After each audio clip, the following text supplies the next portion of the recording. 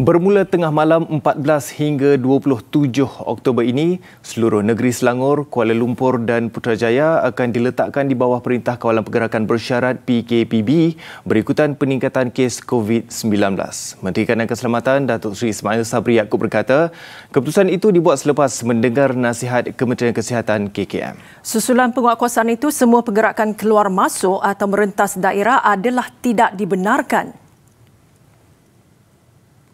Bagi mereka yang mempunyai pekerjaan di luar daerah yang perlu menunjukkan pas kerja atau surat benaran daripada majikan, dan hanya 2 orang saja yang boleh keluar daripada rumah untuk membeli keperluan barang makanan, iaitu dan juga perkara yang berkaitan dengan keperluan lain. Semua aktiviti sosial, aktiviti pendidikan, aktiviti agama, majlis-majlis sosial tidak dibenarkan, iaitu sekolah, IPT. Beliau berkata demikian dalam satu sidang media secara langsung di laman Facebook rasmi Kementerian Pertahanan siang tadi.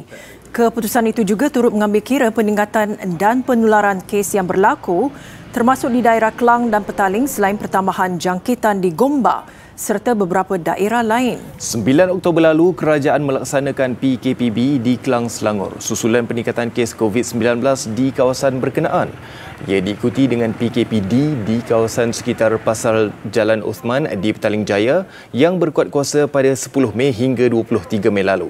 Susulan keputusan baru itu, semua daerah terbabit akan menjalani tempoh PKPB sehingga 27 Oktober.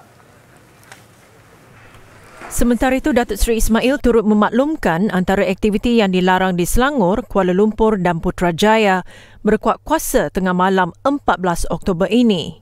Menyekat pergerakan keluar masuk rentas daerah seperti juga baru-baru ini tiada rentas daerah.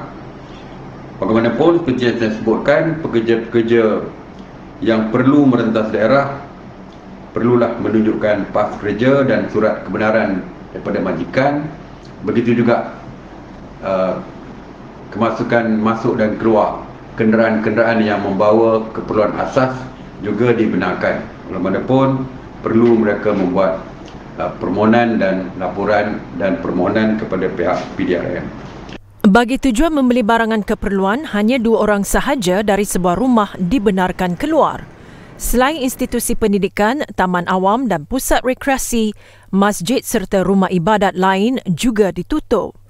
Turut dilarang semua aktiviti sukan, rekreasi, sosial dan budaya termasuk majlis perkahwinan.